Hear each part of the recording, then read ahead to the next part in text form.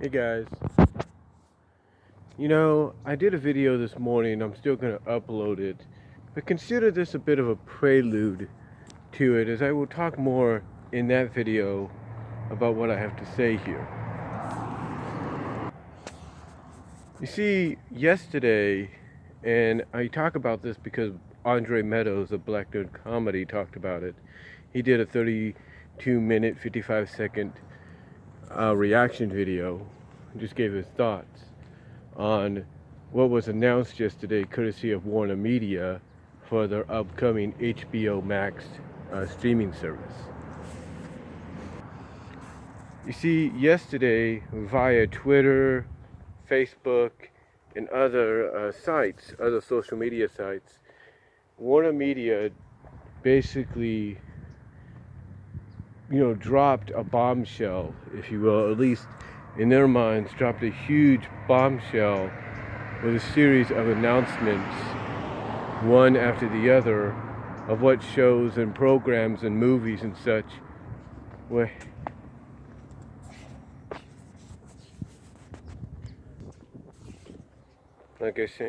what shows and movies and such were heading to the streaming service in May of 2020. Now, at the end of the video, Andre looked up what was basically a special surprise that WarnerMedia said they had if you went to the website for HBOMax. And basically the surprise was, I guess, not only the announcement as to when it will debut, but also the price tag, which is $14.99, basically $15. Now, some have pointed out that this pretty much could be a hurting point for HBOMax and WarnerMedia.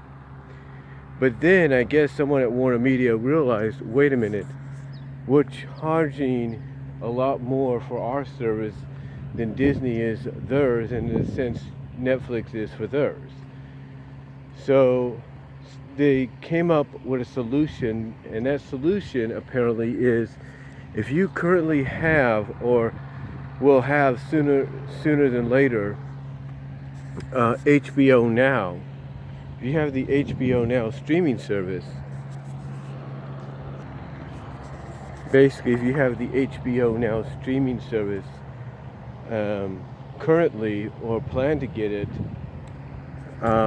basically what it sounds like from what Andre read and was on the site, that if you have HBO Now, you will have immediate access to HBOMax. In other words, your subscription service will roll over to HBOMax for the price that you're paying right now for HBO Now, which I guess is $14.99.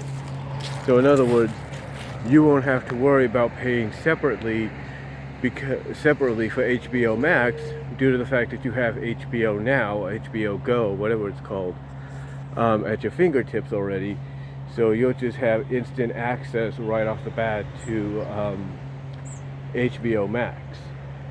So apparently somebody realized that, that there's got to be a way that they could really get people invested in this new service, and one of the ways is to basically state that if you have an already established subscription with our HBO Now service, then you're just instantly going to have access to HBO Max, as far as we know.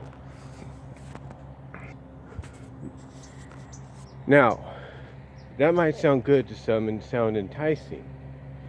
And again, the list of programming and that they announced that was going to be part of HBO Max, possibly at launch, most likely at launch, as well as later on down the line throughout 2020, it might be a good library of goodies coming our way, a good library of programs from the past, the present, and all that.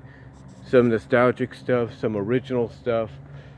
It sounds all great and everything.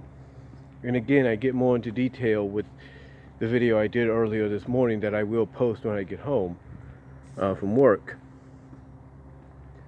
But the question is, did HBO Max set themselves up for failure? did WarnerMedia set this new streaming service up for failure?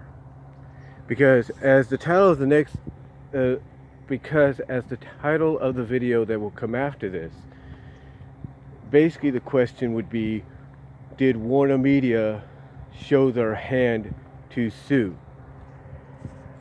Did they reveal their winning hand too soon? Because you got to realize that between November and May is about a half a year. You know, you have November, you have December, you have January, you have February, you have March, and you have April. So you got about basically have 6 months, a half a year, in between the debut of Disney Plus, basically in 13 days, 13 and a half days, Apple Plus, which is, I guess, debuting at the beginning of the month,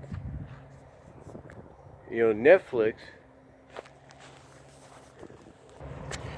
like I said, Netflix, which is going to try their best to rebound from the sudden onslaught of new streaming services that are going to be offering a lot more content, as well as taking away content from them to be put in on their services because they own the rights to them, or they bought the licensing rights to air them or showcase them.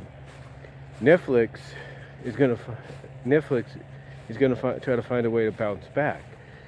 So basically, as I will talk about more in the other video, basically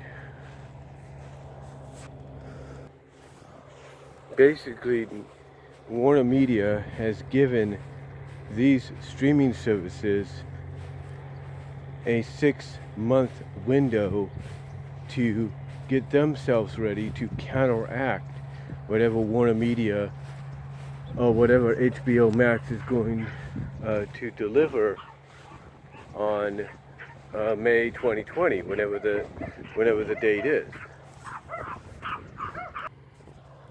You know, they've basically given Disney Plus,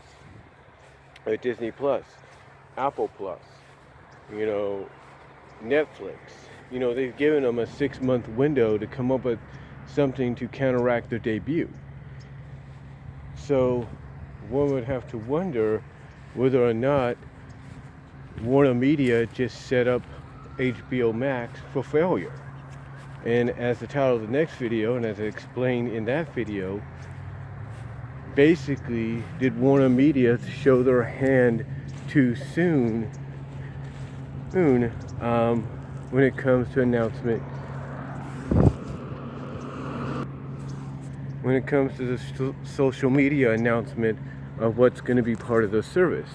I mean, they talk about, like I said, all these shows and movies that, you know, are nostalgic. You know, they talk about the movies they're going to have from TCM, Turner Classic Movies. They're talking about some of the shows that right now have a place on Freeform, which is a Disney property, like Pretty Little Liars and such.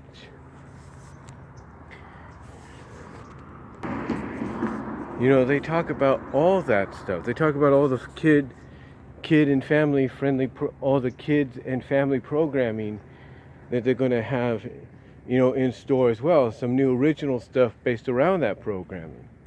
So again, the question is, did WarnerMedia just shoot themselves in the foot, and did they set up HBOMax for failure?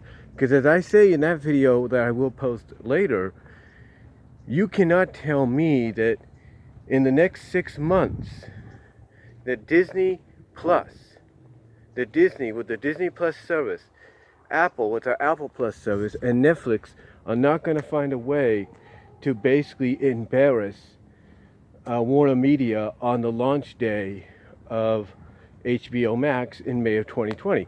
You cannot tell me they won't look at that 6-month span and say, hey, you know, they think they got the edge, they think they're going to outdo us, we're going to show them who's king around here. So, you know, that along with the price tag of $14.99,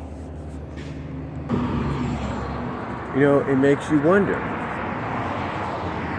It makes you wonder whether or not Warner Brothers and WarnerMedia just set themselves up to fail with HBOMax. You know, it makes you wonder if they did that unintentionally, because again, they're giving Disney Plus, Netflix, Apple Plus, and probably several others a 6-month window to come up with a solution and a plan to counteract them,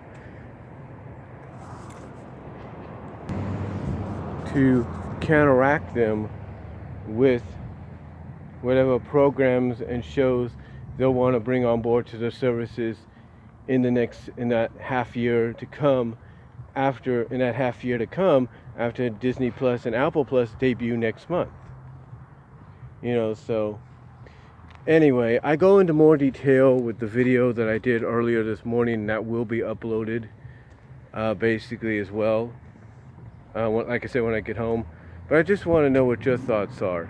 Do you think WarnerMedia has set themselves up, mostly HBOMax, up for failure with the announcement of all these shows and movies, original, classic, nostalgic, that's going to be part of the programming block, along with some anime courtesy of Crunchyroll and Studio Ghibli?